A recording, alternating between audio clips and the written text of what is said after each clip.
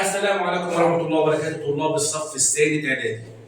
مرحبا بكم في أولى حلقاتنا في دروس الصف الثاني إعدادي لمنصة سكول أونلاين.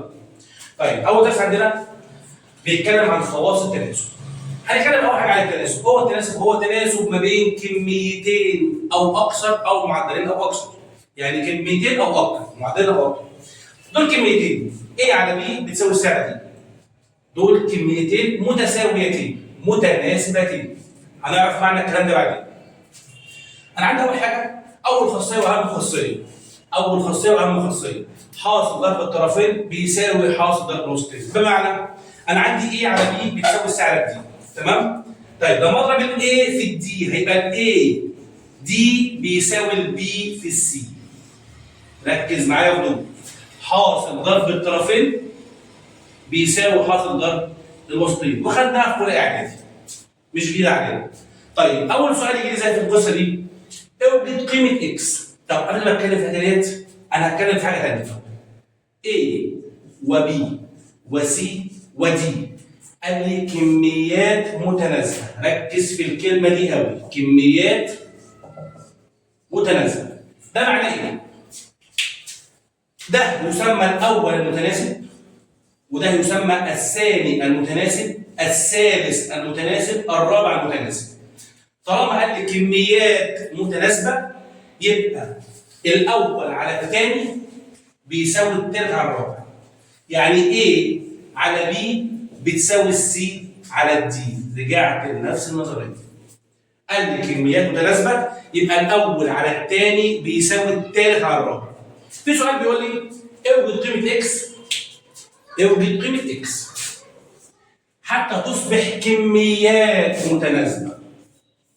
ألقط الكلام هو اللي هيحلل الكلام المعادلة بتاعتي.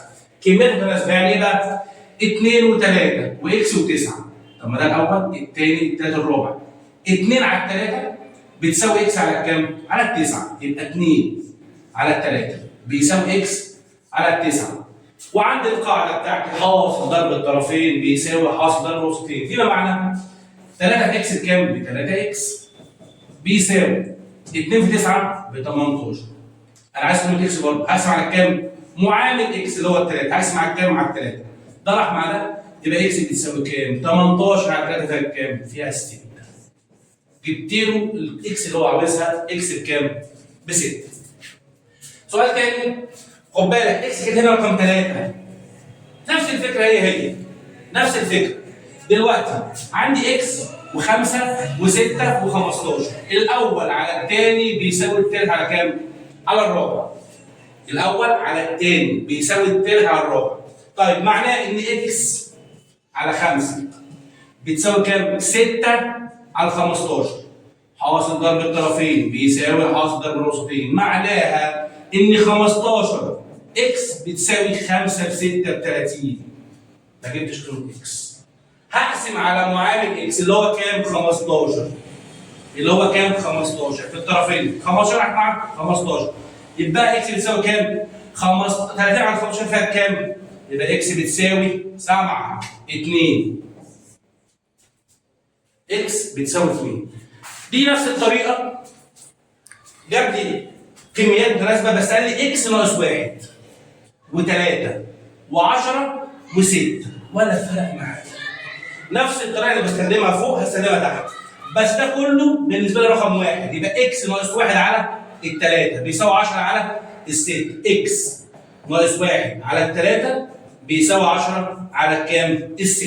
ونفس الطريقه طرفين في وسطين. بمعنى هضرب ال6 في اكس بكام؟ ب 6 اكس ناقص 6 في 1 ب 6. 3 في 10 ب 30. قلبت معايا معادله. مفيش مشكله. هاخد ال6 بره باشاره مخالفه. يبقى 6 اكس بيساوي 30 ناقص كام؟ 6. هقسم بيساوي كام؟ سامعك 24. هقسم على كام؟ على ال6. هقسم على كام؟ على ال6. 6 راحت مع 6 يبقى اكس بكام؟ ب 24 على 6 فيها كام؟ 7 3. يبقى اكس بتساوي كام؟ 3. طيب يجي له سؤال هنا كان بيجيب لي الاكس في المعادله في الكميات اللي موجوده معايا. هنا كان بيقول لي كام؟ 2 3 اكس 9. حب يغير صيغه السؤال بس هي نفس الفكره. لما يقول لي اوجد الثاني، اعلم على الثاني دوت وهمثله باكس المتناسب للكميات، يعني كميات برضه متناسبه بس الثاني وما قاليش مكانه فين، فانا عارف ان هو الثاني يبقى 3 واكس و9 و12. مش هو قال الثاني؟ قال الثاني اهو، الاول على الثاني بيساوي 3 على كام؟ على الرابع. 3 على اكس بتساوي 9 على الكام؟ على 12. وطرفين في وسطين نفس القصه، هيبقى كام؟ 12 9 اكس بتساوي كام؟ 3 في 12. وهكمل نفس الطريقه عشان ما نطولش عليكم. هختصر على التسعه نفس القصه. هنا قال الرابع ولا فرق معايا، يبقى 4 و5 و8 واكس، ما هو ده الرابع اهو، الاول على الثاني بيساوي 3 على كام؟ على الرابع. 4 على 5 بيساوي كام؟ 8 على اكس. 7 برافو، طرفين برضه في وسطين، يبقى 4 اكس بيساوي كام؟ 5 في 8. واكمل واجيب له قيمه الاكس. اختلف معايا في السؤال؟ ما اختلفش، اختلف في الصيغه بتاعته، انما طريقه الحل هي واحده. طيب الفكره الثانيه ركز معايا فيها وكده، بيقول لي اوجد العدد. ماله العدد؟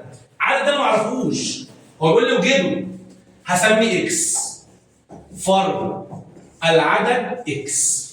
اول حاجه الذي اذا اضيف يعني ايه؟ هجمعه.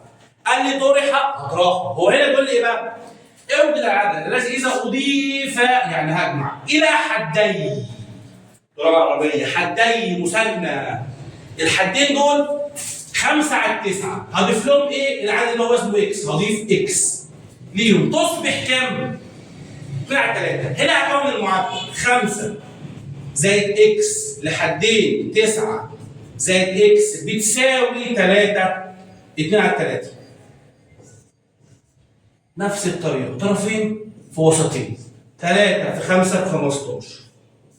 3 في اكس ب 3 اكس بتساوي 2 في 9 ب 18. 2 في اكس ب 2 اكس. واتعودنا دايما ان الصغير بيروح لمين؟ للكبير.